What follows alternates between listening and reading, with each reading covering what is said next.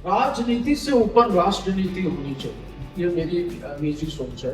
तो आज के टाइम पे जो मीडिया के द्वारा फेक न्यूज़ चल रहे हैं, क्योंकि सोशल मीडिया में बहुत ज्यादा एक्टिवली लोग भी देख रहे हैं और इतनी बातें हो रही है कि मीडिया फेक न्यूज़ कर रहे हैं। कोई गुरेज नहीं है मुझे इस बात को बोलने में कि काफी नकारात्मक छवि मीडिया की इस दौरान बनी है। जो चीजें नहीं हुई वो चीजें दिखाई गई हैं। मैंने देखा है कि जो ऑपरेशन सिंदूर के दौरान बहुत सारे जो इंडियंस हैं जो कि इस चीज़ का खुले दिल से समर्थन भी कर रहे हैं और जिस तरह से व्यवहार कर रहे हैं उनका दोगला क्या है अंदाज नजर आ रहा है। तो इसमें आप क्या कहना चाहेंगे?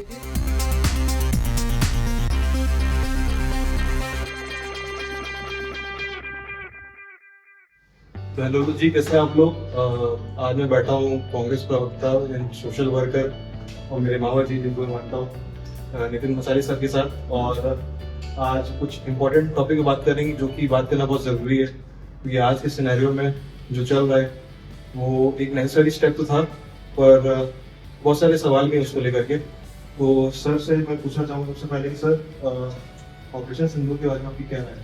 ऑपरेशन सिंदूर के तहत सेना ने जो आतंकवादी इलाकों पर जो हमले किए दुश्मन देश के पाकिस्तान के, उसके लिए सेना के शौर्य को मैं सैल्यूट करता हूँ और बधाइयाँ देता हूँ।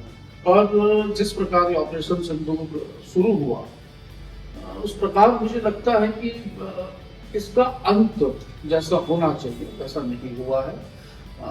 इस विषय में कई सारे प्रश्न हैं आम जनता के मन में और विपक्षियों के मन में, तो सरकार को इसको क्लियर करना चाहिए।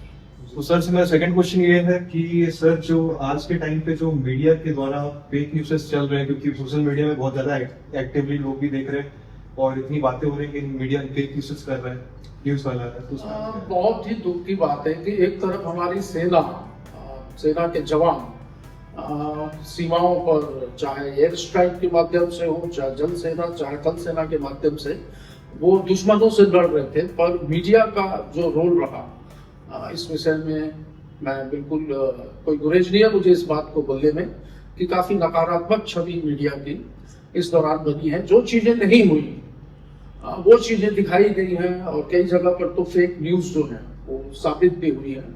तो इस विषय में आगे मीडिया को भी अपना जो काम करने का तरीका है ये बदलना चाहिए और सेना के जवानों को, जैसे कि मैंने कहा, मैं उनके शौर्य को सैल्यूट करता हूँ। सर मेरा नेक्स्ट क्वेश्चन ये है कि चूंकि आप कांग्रेस से बिलोंग करते हैं, तो आपको क्या लगता है कि कांग्रेस का इसमें योगदान कैसे रहा है? राजनीति से ऊपर राष्ट्रनीति होनी चाहिए, ये मेरी निजी सोच है।